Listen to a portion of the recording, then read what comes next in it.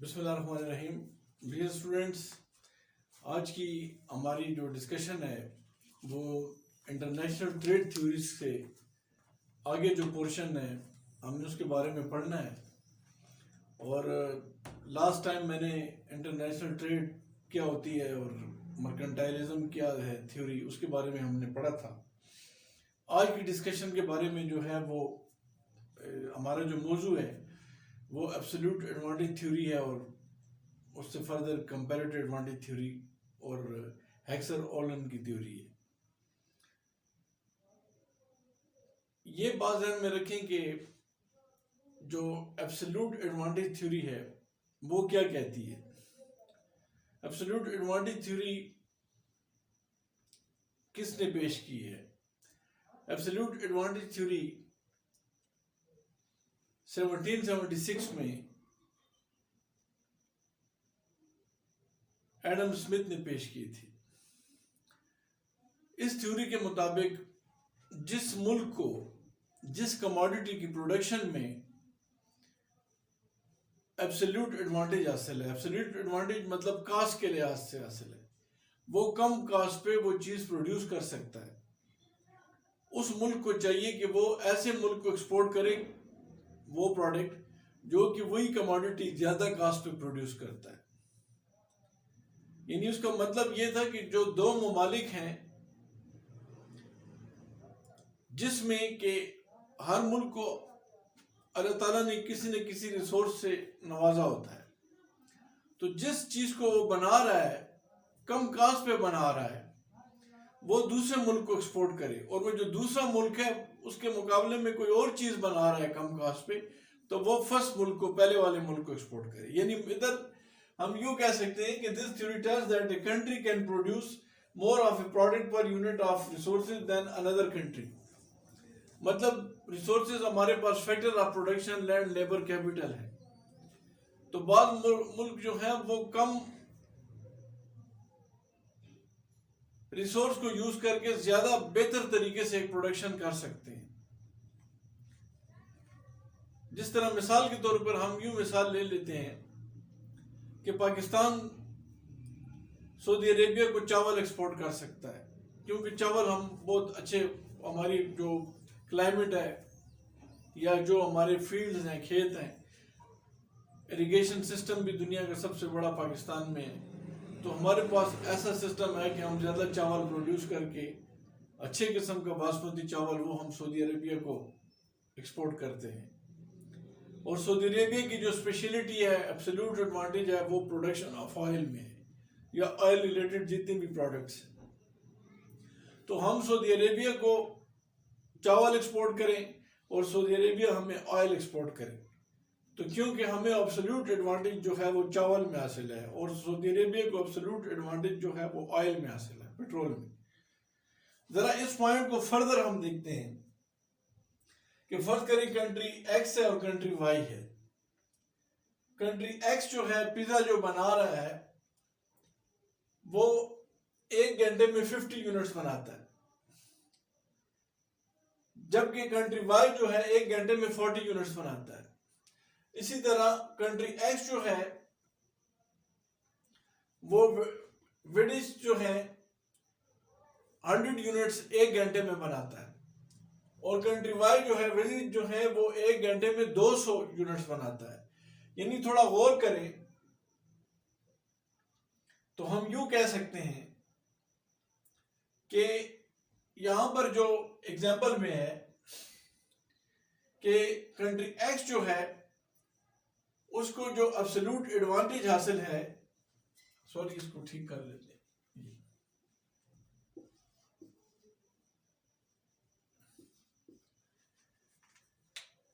Country x को जो absolute advantage हासिल है वो विजिट में है, यानी विजिट जो है वो ज्यादा प्रोड्यूस करे, जबकि कंट्री वाई जो है उसको एब्सोल्यूट एडवांटेज जो है वो पिज्जा में हासिल है, क्योंकि वो 1 घंटे में 20 पिज्जा बना रहे हैं। लिहाजा कंट्री एक्स जो है वो कंट्री वाई को विजिट प्रोड्यूस करके भिजवाए, एक्सपोर्ट करे, और कंट्री वाई जो है वो कंट्री एक्स को पिज्जा जो है एक्सपोर्ट करे 200। यानी जो प्रोडक्शन ये कर रहा है ये ज्यादा कर सकता है, क्योंकि इसका एब्सोल्यूट एडवांटेज है कि ये कम वक्त में ज्यादा प्रोडक्शन कर रहा है, इसकी कॉस्ट ऑफ प्रोडक्शन कम है, यूनिट ये ज्यादा प्रोड्यूस कर रहा है।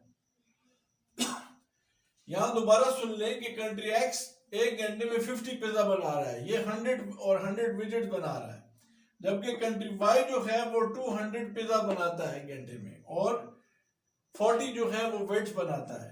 लिहाजा जिस कंट्री को जिस प्रोडक्ट में एब्सोल्यूट एडवांटेज हासिल है कॉस्ट का, कम टाइम में वो मतलब एक घंटे में ज्यादा प्रोडक्शन कर रहा है जिसमें ड्यू टू देयर स्पेशलिटी, तो यहां पर कंट्री एक्स जो है विजेट प्रोड्यूस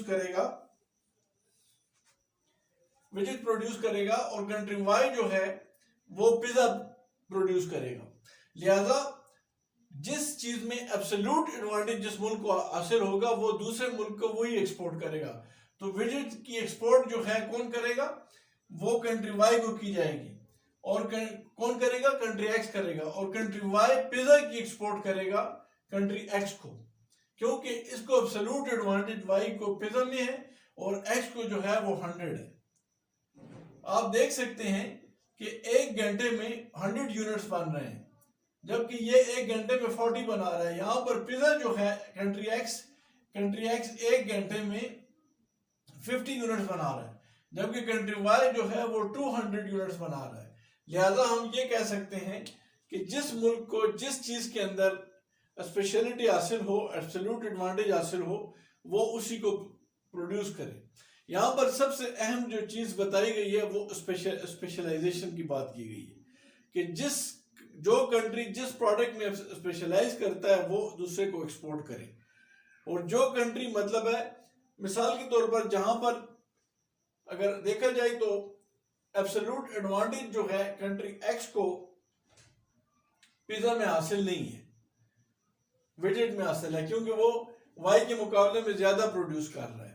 तो मेरे कहने का मकसद इधर ये है कि जो चीज जिस मुल्क के पास यूं कह लें कि जिसमें वो कम कीमत पे कम लागत पे एक बेहतरीन प्रोडक्ट बना के एक्सपोर्ट कर सकता है, पहले अपनी जरूरत पूरी करे फिर औरों को एक्सपोर्ट करे, तो दो मुल्क जो है एब्सोल्यूट एडवांटेज के बेस पे एडम स्मिथ कहता है कि ट्रेड कर सकते हैं। लेकिन उसके कुछ एजम्पशंस भी हैं। एजम्पशंस क्या है कि नो ट्रांसपोर्टेशन कास्ट, यानी इनके दरमियान जो ट्रेड हो रही है उनमें ट्रांसपोर्टेशन कास्ट ना हो। हालांकि ये अगर देखा जाए तो प्रैक्टिकली ये पॉसिबल नहीं है, क्योंकि गाड़ी का जो फ्रेट वगैरह होता है वो किराया हो गया, या जहाज़ों के जरिए शिप करें, या मिसाल के तौर पर बॉर्डर की ट्रेड भी हो तो ट्रांसपोर्टेशन होगी। लेकिन एक थ्योरी को प्रूफ करने के लिए एज्यूम किया जाता है, कुछ हाइपोथेसिस लिए जाते हैं, कुछ प्रोपोजिशंस होते हैं, लिहाजा इस चीज को हम सामने रखेंगे। दूसरा वो कहता है कि प्रोडक्शन कास्ट आर कांस्टेंट, यानी प्रोडक्शन की जो कास्ट है, मिसाल के तौर पर डायरेक्ट मटेरियल, डायरेक्ट लेबर और मैन्युफैक्चरिंग ओवरहेड कास्ट या फैक्ट्री ओवरहेड की कास्ट जो है वो कांस्टेंट हो। तो नॉर्मली अगर देखा जाए तो ये भी कांस्टेंट नहीं हो सकती, क्योंकि मटेरियल की प्राइसेस भी कभी बढ़ जाती हैं, कभी कम हो जाती हैं, और आजकल तो ओवरऑल देखा जाए तो प्राइसेस बहुत ज़्यादा हैं। इसी तरह लेबर भी महंगी है, लेबर की कास्ट पहले सस्ती थी अब महंगी हो गई है। प्लस अगर उसके साथ साथ देखा जाए तो बिजली और गैस यूटिलिटी चार्जेस भी बढ़ चुके हैं। तो हम ये कह सकते हैं कि इधर जो उन्होंने नजरिया लिया है, जो एजम्पशन लिया है सॉरी, तो वो यही है कि आप इसको कांस्टेंट कर दें, कास्ट प्रोडक्शन कास्ट जो है वो कांस्टेंट होगी। नो टैरिफ आर बैरियर्स, यानी कोई टैक्स वगैरह दो मुल्कों पे नहीं है, यानी दोनों मुल्क जो हैं वो नॉन टैरिफ या कोई ड्यूटीज या कस्टम ड्यूटी वगैरह नहीं लगाई हुई। यानी एक मुल्क से कंट्री एक्स से जो माल वाई में जा रहा है और वाई से जो एक्स में जा रहा है, इस पर कोई इंपोर्ट एक्सपोर्ट ड्यूटी नहीं है। सिमिलरली गुड्स आर होमोजीनियस हैं, वो एक ही तरह के गुड्स हों नॉर्मली।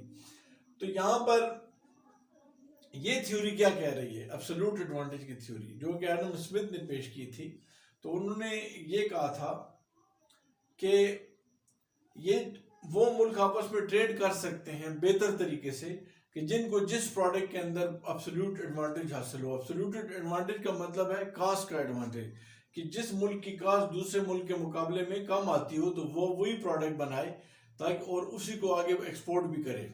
दूसरे मुल्क को, और वो जो दूसरा मुल्क है या जो नेक्स्ट कंट्री है, जैसे एक्स जो है 100 विजेट एक्सपोर्ट करे और वाई जो है 200 पिज़्ज़ा एक्सपोर्ट करे, क्योंकि इनका एब्सोल्यूट एडवांटेज जो है विजेट में ज़्यादा है एक्स का, और वाई कंट्री का जो है वो पिज़्ज़ा में ज़्यादा है।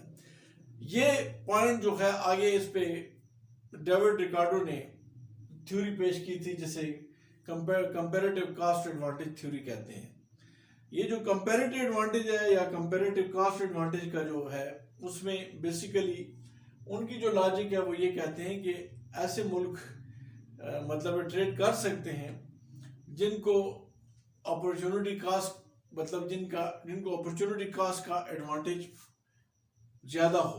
तो इस पॉइंट को एक्सप्लेन करने के लिए मैं एक एग्जांपल लेता हूँ। इसके बाद की जो थ्योरी है जो कि डेविड रिकार्डो ने पेश की थी, थ्योरी ऑफ कंपैरेटिव कास्ट या कंपैरेटिव एडवांटेज की है, तो वो हम देखते हैं। वो थ्योरी ये है कि कोई से दो मुल्क आपस में ट्रेड कर सकते हैं, इवन अगर एक मुल्क को कंपैरेटिव डिसएडवांटेज भी हो, तो दोनों मुल्क मतलब है फिर भी ट्रेड कर सकते हैं।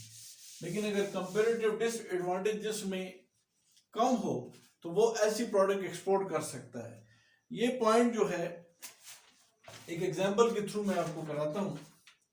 तो पॉइंट ये है कि comparative advantage exist when a country, इसकी एक डेफिनेशन लिख लेते हैं। Comparative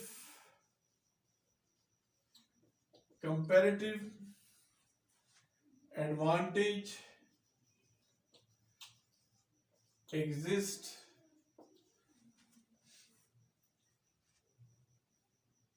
when a country is able to produce when a country is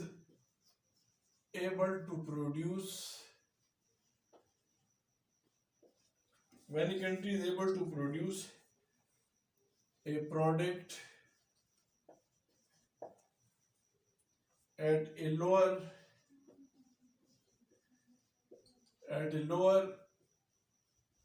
opportunity cost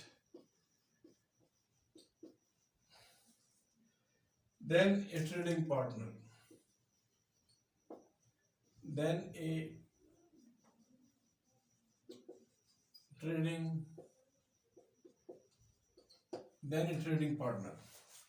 अच्छा, इसमें और एब्सोल्यूट में क्या फर्क है वो भी आपको समझ आ जाएगी। एब्सोल्यूट में कास्ट की बात की गई है, प्रोडक्शन कास्ट की, लेकिन यहां पर अपॉर्चुनिटी कास्ट की बात की गई है। अब अपॉर्चुनिटी कास्ट क्या होती है, क्या कॉन्सेप्ट उसका हम लेंगे। अपॉर्चुनिटी कास्ट ऐसी कास्ट है कि जब दो डिसीजन यानी दो ऑप्शंस में से या दो अल्टरनेटिव में से किसी एक को सेलेक्ट कर दिया जाता है और दूसरे को छोड़ दिया जाता है। जिसको सेलेक्ट कर दिया जाता है और दूसरा जो छोड़ दिया जाता है उसका कोई बेनिफिट नहीं लिया जाता, तो वो जो छोड़ दिया और उसका कोई बेनिफिट नहीं लिया, तो ये अपॉर्चुनिटी कॉस्ट कहलाता है। इसकी मिसाल मैं एक सिंपल वर्ड उससे दे सकता हूं, एग्जांपल है। फर्ज करें एक शख्स को मछली का गोश्त मिलता है और दूसरे को जो है वो बकरे का गोश्त मिलता है, या यूं कह लें, सिंपल इसको कर देते हैं। फर्ज करें एक शख्स को दो गोश्त खाने को मिलते हैं, एक मछली का गोश्त है और दूसरा बकरे का गोश्त है। अगर मछली का गोश्त वो खाता है और बकरे का गोश्त वो नहीं खाता, तो बकरे का गोश्त जो नहीं खाता है और उससे जो उसे लज्जत मिलती, अब वो उसे नहीं मिल रही क्योंकि वो मछली का गोश्त खा रहा है। तो ये जो बकरे का गोश्त वो छोड़ रहा है, तो उसे क्या कहते हैं, अपॉर्चुनिटी कॉस्ट कहते हैं, क्योंकि उससे वो लज्जत अब उसे नहीं मिल रही। ये अपॉर्चुनिटी कॉस्ट इन्वेस्टमेंट डिसीजन में बहुत ज्यादा है। मिसाल के तौर पर एक इन्वेस्टर है, उसके पास दो अल्टरनेटिव अवेलेबल हैं। एक अल्टरनेटिव उसके पास ये है कि वो शुगर मिल लगाए, दूसरा अल्टरनेटिव उसके पास ये है कि वो फ्लोर मिल लगाए। फर्ज करें वो शुगर मिल लगाता है लेकिन फ्लोर मिल नहीं लगाता। चूंकि वो फ्लोर मिल नहीं लगा रहा, लिहाजा फ्लोर मिल अब नहीं लगा रहा तो उसका बेनिफिट भी वो छोड़ रहा है, उससे जो फायदा होता है वो भी छोड़ दिया। तो चूंकि फ्लोर मिल नहीं लगा रहा और शुगर मिल लगा रहा है, तो फ्लोर मिल न लगाना और उससे बेनिफिट न लेना, ये अपॉर्चुनिटी कॉस्ट कहलाता है। यानी ऐसा ऑप्शन जिसको फॉरगो कर दिया जाए, जिसको छोड़ दिया जाए और उसका एडवांटेज न लिया जाए, तो उसे हम क्या कहते हैं? अपॉर्चुनिटी कॉस्ट कहते हैं। तो यहां पर जो बात की गई है कि दो मुल्क ट्रेड कर सकते हैं, इवन कि अगर एक मुल्क को एब्सोल्यूट एडवांटेज हो दोनों प्रोडक्ट में हो और दूसरे मुल्क को दोनों में एब्सोल्यूट एडवांटेज ना हो, तब भी डेविड रिकार्डो के मुताबिक कंपैरेटिव कॉस्ट या कंपैरेटिव एडवांटेज में ट्रेड की जा सकती है। अब इसकी एक एग्जांपल है जिससे कि आपको ज़्यादा अच्छा समझ आ जाएगा और ज़्यादा इजी हो जाएगा, क्योंकि बगैर एग्जांपल के समझना कदरे मुश्किल होता है। अब फर्ज करें हमारे पास दो कमोडिटीज हैं, क्लॉथ है और बुक्स हैं। इसके अलावा कंट्रीज जो हैं, मिसाल के तौर पर फर्ज करते हैं पाकिस्तान है और चाइना है। पाकिस्तान जो है एक डायरेक्ट लेबर आवर में 1 घंटे में 5 यूनिट्स ऑफ क्लॉथ बनाता है। इसी तरह 1 घंटे में पाकिस्तान जो है वो 10 यूनिट्स बुक के बनाता है, 10 बुक 1 घंटे में तैयार करता है। जबकि चाइना जो है 1 घंटे में 20 यूनिट्स ऑफ क्लॉथ्स प्रोडक्शन करता है, जबकि बुक्स जो हैं वो 20 units of per hour product produce करता है या तैयार करता है। अब जरा गौर करें, पॉइंट को गौर करें। अब जरा गौर ये करें कि देखें पाकिस्तान क्लॉथ की प्रोडक्शन 1 घंटे में 5 यूनिट्स बना रहा है और 1 घंटे में जो बुक्स बना रहा है वो 10 बना रहा है, जबकि चाइना को एब्सोल्यूट एडवांटेज हासिल है दोनों में। चाइना को एब्सोल्यूट एडवांटेज किस तरह हासिल है? चाइना 1 घंटे में 20 यूनिट क्लॉथ बनाता है, जबकि पाकिस्तान 5 बना रहा है। इसी तरह चाइना 1 घंटे में, इसकी जो assumption है वो ये है कि हम पर आवर का हिसाब लेंगे, पर डायरेक्ट लेबर आवर्स का। इसके जो assumption है थ्योरी का, लेबर आवर्स को हमने सामने रखना है। तो वो ये कह रहा है कि चाइना जो है 1 घंटे में 20 यूनिट क्लॉथ के बनाता है और चाइना 1 घंटे में 20 यूनिट बुक्स के बनाता है। लिहाजा अगर थोड़ा और करें तो चाइना को दोनों में एब्सोल्यूट एडवांटेज हासिल है, क्लॉथ में भी है और बुक्स में भी है। तो अगर एब्सोल्यूट एडवांटेज थ्योरी को देखें तो उस लिहाज से तो मतलब है एक तरह से यहां पर देखा जाए तो चाइना जो है वो फुल है। फिर तो एक लिहाज से ट्रेड, हम अगर ये ट्रेड न करें, फर्ज करें अगर ट्रेड न भी करें, तो चाइना को फिर भी एब्सोल्यूट एडवांटेज हासिल है। लेकिन डेविड रिकार्डो ने अपनी कंपैरेटिव कॉस्ट थ्योरी के अंदर जो आइडिया दिया है वो ये है कि जिस मुल्क को, जैसे पाकिस्तान है, इसे ना क्लॉथ में एडवांटेज हासिल है चाइना के मुकाबले में, ना बुक्स में हासिल है, लेकिन फिर भी ये ट्रेड कर सकते हैं। और वो किस बेस पे कर सकते हैं? अकॉर्डिंग टू दिस पर्सन वो कर सकते हैं मिसाल के तौर पे कंपैरेटिव कॉस्ट के बेस पे कर सकते हैं। यानी जिस मुल्क को कंपैरेटिवली अपॉर्चुनिटी कॉस्ट में कम अपॉर्चुनिटी कॉस्ट हो, उसको वो एक्सपोर्ट कर सकता है, यानी पाकिस्तान। बहरहाल इसको समझने के लिए इसी एग्जांपल में हम फर्ज करते हैं कि अगर ट्रेड ना हो,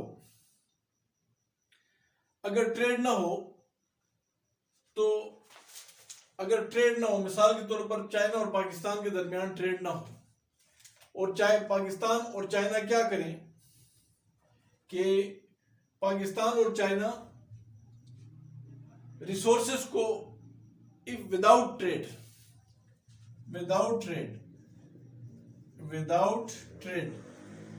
ट्रेड के बगैर, फर्ज करें पाकिस्तान अपने रिसोर्सेज को हाफ ऑफ रिसोर्सेज यानी आधे रिसोर्सेज जो है आधी आधी प्रोडक्शन पे लगा दें, यानी यूं कह लें कि जो डायरेक्ट लेबर्स आर्स अवेलेबल हैं उसमें से यूं करें कि पाकिस्तान कुछ, फर्ज करें अगर 1000 लेबर आर्स हैं तो 500 लेबर आर्स जो हैं आधी प्रोडक्शन इसकी कर ले और 500 पे आधी इसकी कर ले, यानी यूं समझ लें कि फर्ज करें पाकिस्तान अगर रिसोर्सेस का से आधी प्रोडक्शन करे, यानी पहले चॉइस क्या थी, पहले चॉइस ये है कि या तो ये बनाए या ये बनाए, जाहिर बात है कि एक्सपोर्ट करना है तो जो ज्यादा बेहतर है तो उसे एक्सपोर्ट कर दें और जो नहीं बेहतर तो उसे अगले दूसरे मुल्क से इंपोर्ट कर लें, तो फिर तो एक ही बनाना होगा।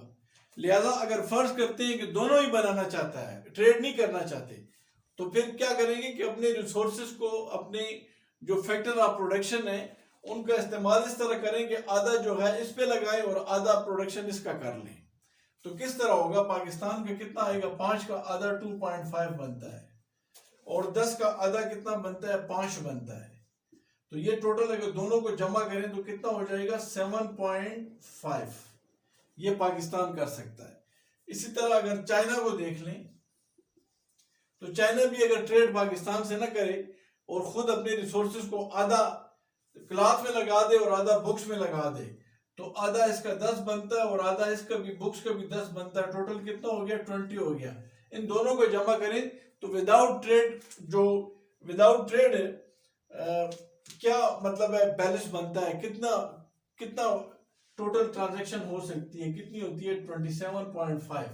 यानी इन दोनों के दरमियान अगर ट्रेड ना हो तो क्या मतलब है, रिजल्ट आएगा वो 27.5 आएगा। यानी 7.5 पाकिस्तान की है और 20 चाइना की है। यानी अगर पाकिस्तान ट्रेड नहीं करता और आधे रिसोर्सेस में, यानी आधा क्लॉथ बनाता है और आधा बुक्स बनाता है, इसी तरह चाइना भी पाकिस्तान से फर्ज करें ट्रेड नहीं करता है और आधा क्लॉथ बनाता है और आधा प्रोडक्शन में बुक्स बनाता है, तो ये सूरत हाल आ जाएगी। लेकिन अगर फर्ज करें ये लोग ट्रेड करते हैं और अपॉर्चुनिटी कॉस्ट को सामने रखते हैं, तो फिर क्या तरीक़ाकार हो सकता है, तो ये एक एग्जांपल जो है इसको मैं दोबारा मिटा के ये चीज मैं अब समझाता हूं कि अगर फर्ज करते हैं कि ट्रेड करते हैं, ये एग्जांपल चल रही है अभी, अगर ट्रेड होती है तो फिर क्या डिसाइड होता है कि मिसाल के तौर पर पाकिस्तान जो है, पाकिस्तान क्या करेगा, क्लॉथ है और बुक्स है, चूंकि बुक्स में 10 है एडवांटेज तो ये 0 प्रोडक्शन करेगा पाकिस्तान, और चाइना जो है, चाइना क्या करेगा, चाइना क्लॉथ करेगा और बुक्स जो है वो 0 करेगा। अब इसमें जो पॉइंट आ रहा है वो ये आ रहा है कि हम इसके किस तरीके से हम ये कह सकते हैं, हम इसको किस बेस पे कह सकते हैं कि ये मतलब है कि ये 0 आए, यानी पाकिस्तान जो है वो बुक में खुद कफील हो और चाइना जो है वो क्लॉथ में हो, तो इसके लिए हम अपॉर्चुनिटी कॉस्ट को देखते हैं। तो अगर थोड़ा गौर करें, ये जो पहली एग्जांपल हमने ली है, जो इससे पहले मैंने बोर्ड पे लिखी है कि क्लॉथ पाकिस्तान के 5 थे और चाइना के, पाकिस्तान के 5 क्लॉथ थे और बुक 10 थी, चाइना के क्लॉथ 20 हैं और बुक भी 20 हैं। तो अगर इसकी रेशो हम निकालें, ये मैं मिटाता हूं फिर इसको दोबारा एक्सप्लेन कर दूंगा। अगर इसकी हम रेशो निकालें तो रेशो इसकी कोई यूं बनती है हमारे पास कि देखिए यहां पर opportunity cost of 1 cloth for Pakistan, opportunity cost of 1 cloth for Pakistan, इधर लिख देते हैं opportunity cost of one cloth कितनी है फॉर पाक इज इक्वल टू कितनी है जी, ये बनती है 2। ये किस तरह बनती है 2, ये इस तरह बनती है कि क्लॉथ जो है पाकिस्तान 5 कर रहा है और बुक 10 कर रहा है, तो 10 डिवाइडेड बाय 5 करें तो 2 बनता है। इसका मतलब है कि अगर एक क्लॉथ यूनिट का बनता है 1 घंटे में, तो 1 घंटे के अंदर 2 यूनिट की बुक बनती है, यानी 2 यूनिट बुक बनती है। लिहाजा इसकी जो रेशो बन गई 1:2 बन गई है। यानी मतलब ये हुआ कि अपॉर्चुनिटी कॉस्ट ये है कि अगर हम पाकिस्तान 1 घंटे में 1 यूनिट कपड़ा बनाता है और बुक को छोड़ देता है, तो फिर हमें नुकसान जो होगा वो 2 यूनिट का होगा बुक का, पाकिस्तान को। इसी तरह अगर हम फर्दर देखें तो opportunity cost of one book for पाक जो है वो कितनी है, वो बनती है 1/2।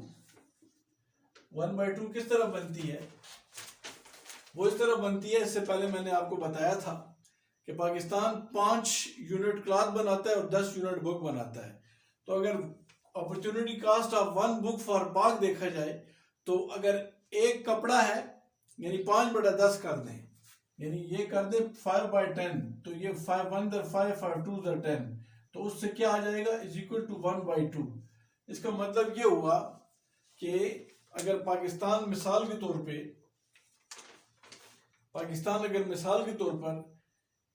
एक बुक बनाता है, पाकिस्तान एक बुक बनाता है, तो और उसके बदले में कपड़ा छोड़ देता है, तो कपड़ा कितने यूनिट छोड़ेगा, 0.05 या 1/2 छोड़ेगा। लिहाजा इधर अपॉर्चुनिटी कॉस्ट कम आ रही है। लेकिन अब हम इस पे बात नहीं बनेगी, अभी हम देखते हैं कि अपॉर्चुनिटी कॉस्ट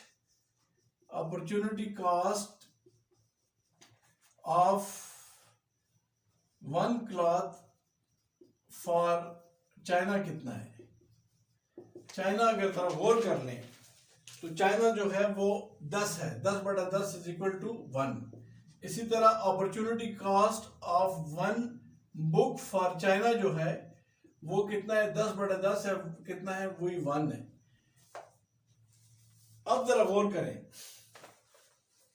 अगर हम अपॉर्चुनिटी कॉस्ट को देखते हैं, तो इस बेस पे हमें क्या लेना चाहिए, हमें कौन सी हमारे लिए बेहतर है। तो मैंने इसमें लिखा है कि opportunity cost of one cloth in Pakistan is 2 while it is 1 in USA। लिहाजा so cloth will be produced by China, यानी अपॉर्चुनिटी कॉस्ट पाकिस्तान के लिए क्लॉथ की कितनी है, यहां पर वन क्लॉथ के लिए opportunity cost of one cloth for पाक कितनी है, 2 है, जबकि opportunity cost of one cloth for China जो है वो 1 है। लिहाजा पाकिस्तान को, चाइना को क्या करना है, चाइना क्या करेगा, China opportunity cost of one cloth in Pakistan is 2 while it is 1 in China, so cloth will be produced by China। अब जरा गौर कर लें, ये गौर करें, यानी इधर लिख देते हैं, इधर देख लें, इस पॉइंट को दोबारा मैं इधर लिख देता हूं, ये 5 है और ये 10 है और ये 20 है और ये 20 है। तो opportunity cost of one cloth for पाक जो है वो कितना है, 2 है, और चाइना के लिए इधर कितना है, 1 है। इसका मतलब इधर ये हुआ कि अगर पाकिस्तान मिसाल के तौर पर कपड़ा बनाता है और बुक को छोड़ता है, तो पाकिस्तान को नुकसान है क्योंकि उधर 2 बुक्स को छोड़ेगा और 1 कपड़ा बनेगा, तो जारी बात है नुकसान है। लेकिन इधर जो है चाइना जो है, अगर एक बुक को छोड़ता है तो 1 किताब करता है, तो बात एक ही बनती है। लिहाजा बेहतर ये है, अपॉर्चुनिटी कॉस्ट किसकी कम आ रही है, अपॉर्चुनिटी कॉस्ट जो है क्लॉथ के लिहाज से चाइना की कम आ रही है, क्योंकि चाइना जो है उसका नुकसान कम हो रहा है। जबकि पाकिस्तान के जो अपॉर्चुनिटी कास्ट है वो ज़्यादा हो रही है।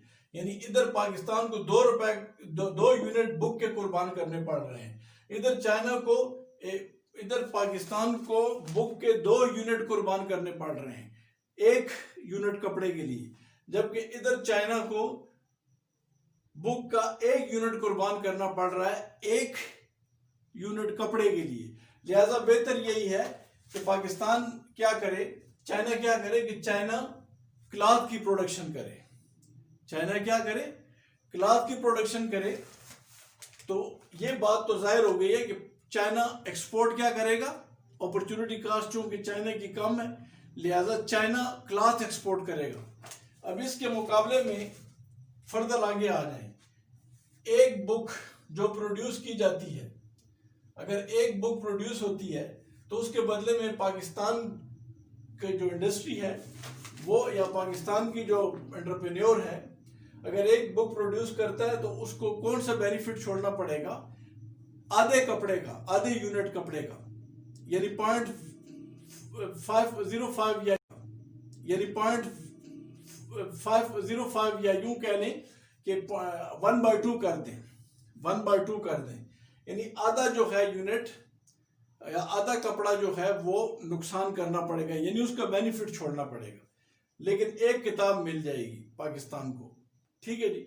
जबकि चाइना का क्या होगा, अगर एक बुक बनाना चाहते हैं, अगर एक बुक बनाना चाहते हैं तो कितना कपड़े का यूनिट छोड़ना पड़ेगा, एक, क्या छोड़ना पड़ेगा, 1 यूनिट कपड़ा का फायदा छोड़ना पड़ेगा।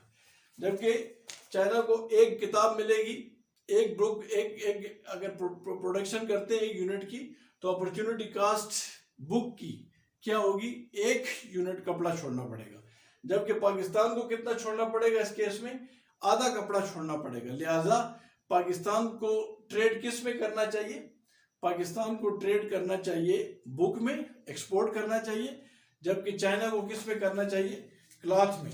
लिहाजा इधर क्या लिखा हुआ है, यहाँ पर क्या लिखा हुआ है, जो मैंने इससे पहले थोड़ी देर पहले लिखा है, बोर्ड में जगह नहीं थी इसलिए मिटा दिया था, तो मैंने इससे पहले जो लिखा था वो ये लिखा था जैसे कि 0-10 यानी पाकिस्तान बुक प्रोड्यूस करेगा और वो चाइना को एक्सपोर्ट करेगा, जबकि चाइना क्या करेगा, क्लॉथ प्रोड्यूस करेगा, चाइना क्या करेगा, क्लॉथ प्रोड्यूस करेगा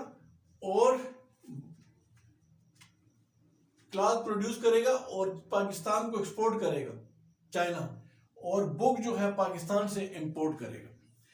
क्या हमने नतीजा अखज़ किया, दोबारा सुन लें, चूंकि कंपैरेटिव एडवांटेज जो है वो चाइना को क्लॉथ में ज्यादा है अपॉर्चुनिटी कास्ट के बेस पे, तो चाइना क्या करेगा कि क्लॉथ प्रोड्यूस करेगा और पाकिस्तान को एक्सपोर्ट करेगा, जबकि पाकिस्तान को कंपैरेटिव एडवांटेज जो है वो किस में ज्यादा है, बुक में है। तो पाकिस्तान बुक प्रोड्यूस करेगा या तैयार करेगा और चाइना को एक्सपोर्ट करेगा, तो ज्यादा तवज्जो पाकिस्तान की किस पे होगी, बुक पे होगी, क्योंकि वो सारे रिसोर्सेज पाकिस्तान बुक पे लगाएगा बजाय क्लॉथ के। इसी तरह चाइना किस पे लगाएगा, क्लॉथ पे सारे रिसोर्सेज लगाएगा बजाय बुक पे।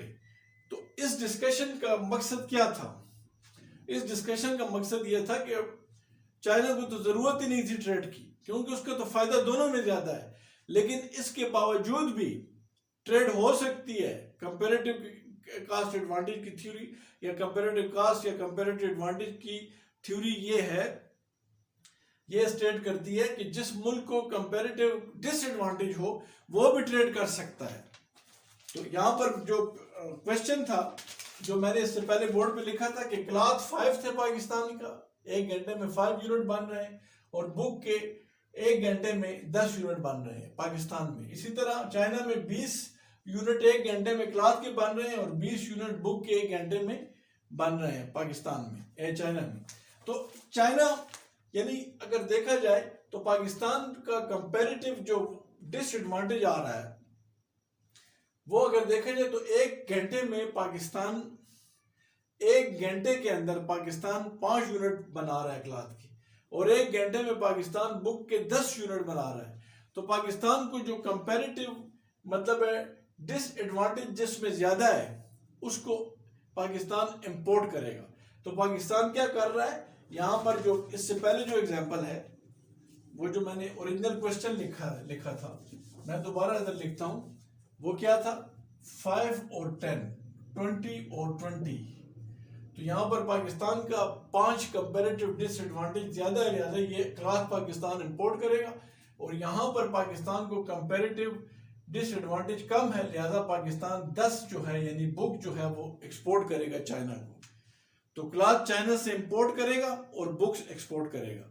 इसी तरह चाइना क्लॉथ पाकिस्तान को एक्सपोर्ट करेगा और पाकिस्तान से बुक्स इंपोर्ट करेगा। इस थ्योरी में जो बुनियादी चीजें थी वो आपके सामने रखनी है, और मकसद जो था वो थ्योरी का वो यही था कि आपको ब्रीफ किया जाए कि इसके अहम नुकात क्या हैं। चंद चीजें इसमें एजम्पशन जो है वो आपके सामने रखता हूं ताकि ये पॉइंट आपको समझा सकूं मैं, और जहां पर आपको इसकी समझ नहीं आएगी तो वो आप मुझे काइंडली कमेंट्स में बता दें ताकि मैं वो आपको ब्रीफ कर सकूं उसके बारे में भी।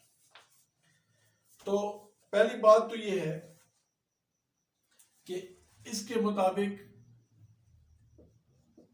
ओनली 2 कंट्रीज, यानी ये ट्रेड हम बता रहे हैं कि 2 कंट्रीज के दरमियान है। जैसे पाकिस्तान और चाइना की मिसाल हमने ली है। दूसरा जो है कि labour is the only factor of production, यानी हमने यूनिट की जो प्रोडक्शन बताई है, मैं आपको बार बार बता रहा था लेबर आवर्स के लिहाज से, तो हमने इसमें लेबर आवर्स को सामने रखना है, और कोई इसमें हम फैक्टर या और कोई पॉइंट इसमें हम नहीं रखेंगे।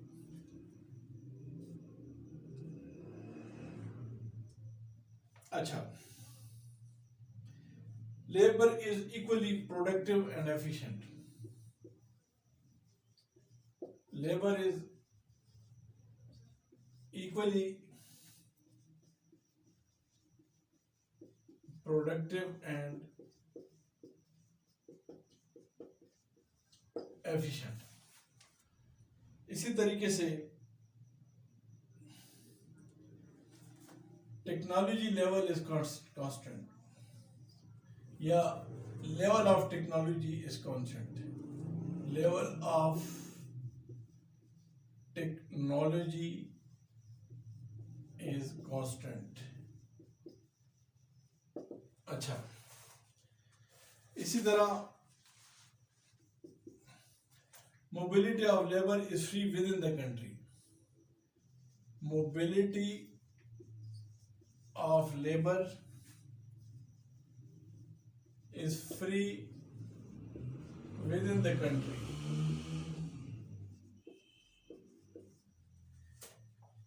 But not out of it. But not out of it.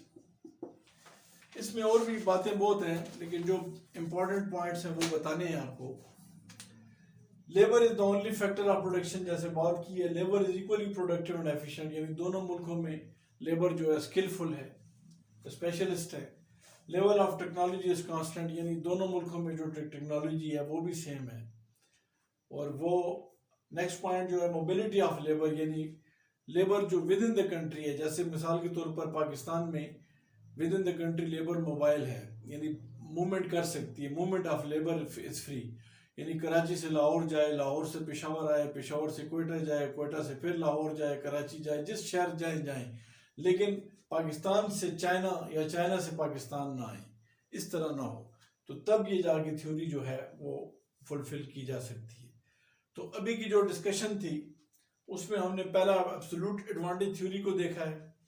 अब उसके बाद जो नेक्स्ट है हमने पढ़ा है वो हमने कंपैरेटिव कॉस्ट एडवांटेज को पढ़ा है, या जिसको हम कंपैरेटिव एडवांटेज क्या कहते हैं।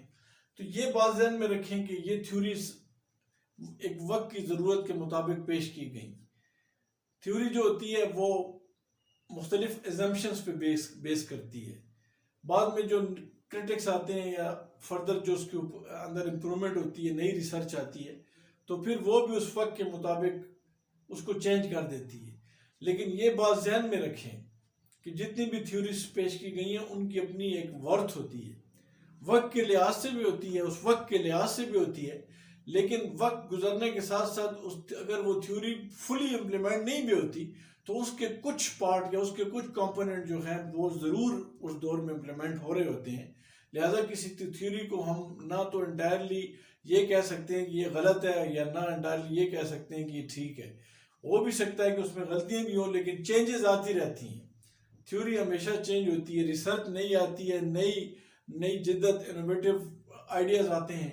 लिहाजा एक थ्योरी में अगर चेंज आ गई है तो पुरानी थ्योरी किसी न किसी हालत में वो आजकल भी है। जिस तरह मर्केंटाइलिज्म की थ्योरी है कि आप एक्सपोर्ट करें और इंपोर्ट को डिस्करेज करें, तो ये आजकल भी हो रहा है। तो ये थ्योरीज एक किस्म की बेस फराम करती हैं कि आप आगे इससे आगे आप क्या कर सकते हैं, क्या आइडिया ले सकते हैं, क्या फर्दर रिसर्च कर सकते हैं। तो ये इंटरनेशनल ट्रेड थ्योरीज की नेक्स्ट थ्योरी थी। इसके बाद जो है हेक्सर एंड ओलन की थ्योरी है, वो आपके साथ डिस्कस करनी है। तो उसको इंशाल्लाह मैं अपनी अगली क्लास में आपके साथ डिटेल से डिस्कस करूँगा। फिलहाल मैं आपको उसका एक आइडिया दे देता हूँ कि ये हमने आगे पढ़ना है कि हेक्सर एंड ओलन की थ्योरी है और ये बेसिकली क्या बता रहा है। तो इसकी जो थ्योरी है हेक्सर एंड ओलन की, फैक्टर्स एंडोमेंट थ्योरी, ये फैक्टर एंडोमेंट थ्योरी ये कहती है कि 4 फैक्टर ऑफ प्रोडक्शन है: लैंड, लेबर, कैपिटल या मनी और एंटरप्रेन्योरशिप।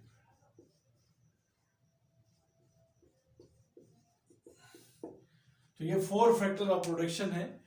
जिस मुल्क के पास ये इन चारों में से जो फैक्टर भी जिस मुल्क के पास ज़्यादा मिकदार में अवेलेबल है, तो वो मुल्क औरों की निस्बत ज़्यादा बेहतरीन पोजीशन में होता है, वो ज़्यादा फ़ायदे उठा सकता है, बेहतरीन एडवांटेज हासिल कर सकता है। इसके अंदर हमने डिटेल से नेक्स्ट क्लास में इंशाल्लाह पढ़ना है। फ़िलहाल इसको थोड़ा सा आप भी स्टडी कर लें और मैं इंशाल्लाह अगली क्लास में इसके मुख्तलिफ पहलुओं पर गौर करूँगा और इंटरनेशनल ट्रेड थ्योरीज के बाद जो इसके रिलेटेड जितने भी टॉपिक्स हैं हम वो कोर्स के रिलेटेड हम इंशाल्लाह अगली क्लास में पढ़ेंगे। Thank you very much. खुदा हाफिज़।